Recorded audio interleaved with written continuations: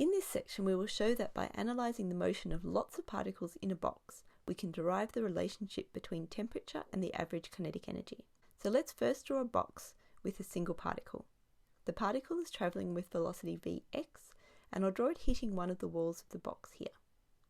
As we know from mechanics, when the particle collides with the wall, the component of its momentum perpendicular to the wall is reversed. A force is thus exerted on the wall, creating pressure. The edges of the box, in this case, have unit length L. So what is the force involved with the particle hitting the wall? We can use the relation of force and change in momentum, P, over change in time, T. Each time the particle hits the wall, the x component of its velocity changes from Vx to minus Vx, so that the change in momentum, delta P, equals 2mVx. Now to delta T. Here we are going to use the relation between speed, distance, and time, where in this case, as the box has length L, the distance the particle has to travel is from one end to the box and back again is going to be equal to 2L. And our speed is defined already as Vx. Therefore, delta T is 2L over Vx. Let's sub in what we found for change of momentum and delta T back into our force equation up the top. And now we get F equals mx squared over L. So this is for one particle, but how about for lots of particles? We want the component of the velocity in the x direction for a number of particles n that are adding to the total force. Let's think about the particles again. We are assuming they all have the same mass m and that they are travelling with a random direction. So the values of Vx are going to be different for each particle, and we need to sum these so we can capture all their contributions to the change in momentum on the wall of our box. Now adding these up precisely would be impossible, so what we do here is take the average of their speeds. The sum of the particles divided by the number of particles n gives us the average, V average. Because we've divided n on one side of the equation, we have to do it to the other, so we have F on n equals m on L and this average. We will write this as F equals nm average of Vx squared divided by L. Now, it's not enough to just sum the components of the velocity in the x direction. We actually need to know the total velocity of the particles n hitting the wall. We can write this as the average of the total velocity squared, which equals the average of the square of x, y, and z. This is just Pythagoras.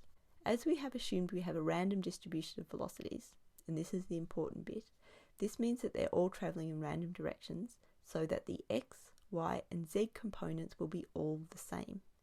This is really helpful, as we can write that the v total is just the function of one of the three components. Let's stick with Vx.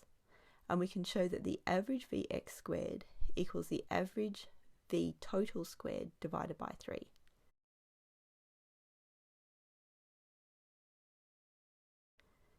Now we can put this back into the equation up here, and we see that force is now equal to nm average v total squared divided by 3L. Now we will get rid of the force term and replace it with pressure. This is relatively straightforward, as we know that pressure equals force divided by area, so therefore force equals pressure times area. Let's put it in there, but now we can go a step further. So our area is L by L.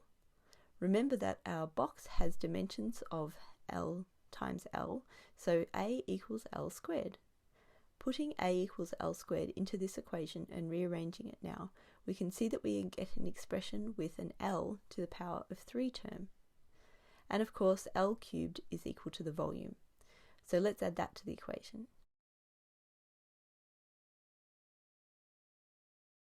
Now if we rearrange to pull the volume over the other side, we can start to see a familiar relationship. Now we have PV equals a third nm average V total squared. Let's remember the microscopic ideal gas law, PV equals nKT, and note that this can be experimentally measured, so we're not really cheating by pulling this out of the air here. Although, in a sense, this is exactly what we're doing, pulling physics out of the air. Ideal gas law, air. Okay, so no more puns. Hang in there, folks, we're almost there. So, putting the value of PV from the ideal gas law into the equation, we see that nKT equals a third nm average V total squared. Now we can cross out the n's on both sides, multiply both sides by a half, move the third over there, and we can start to see what should be a very familiar relationship. Remember that little k is just a constant, and hopefully you should be able to recognise that a half mv squared is of course kinetic energy. So what this is telling us is that temperature is directly proportional to the average kinetic energy. Let's write this out again, as this is a very important formula. The average kinetic energy equals a half m average v squared, which equals 3 on 2 kt. We can use this to solve for velocity. We can see that the average velocity total squared equals 3 kt on m. Now, if I was to ask you a question about how fast a particle is going, I would expect the solution to be in velocity, or speed, not velocity squared. So what we need to do is simply take the square root.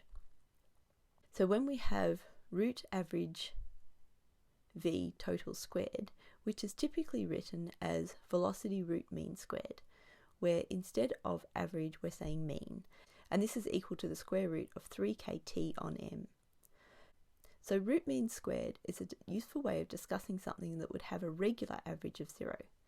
That is to say, if we simply took the average of all the velocities of our particles in our box, because we've defined them to be random, they would come out as having a 0 velocity. Now this doesn't make physical sense, as we know that the particles are moving, and this is why we use the velocity root mean squared. So summarising the major equations again, we have shown that the RMS velocity of an ideal gas is equal to the square root of 3 kt on m, where k is Boltzmann's constant, T is temperature in Kelvin, and m is the mass of the particle in kilograms. We've also shown that the average kinetic energy equals a half m average v squared, which is also equal to 3 on 2 kt.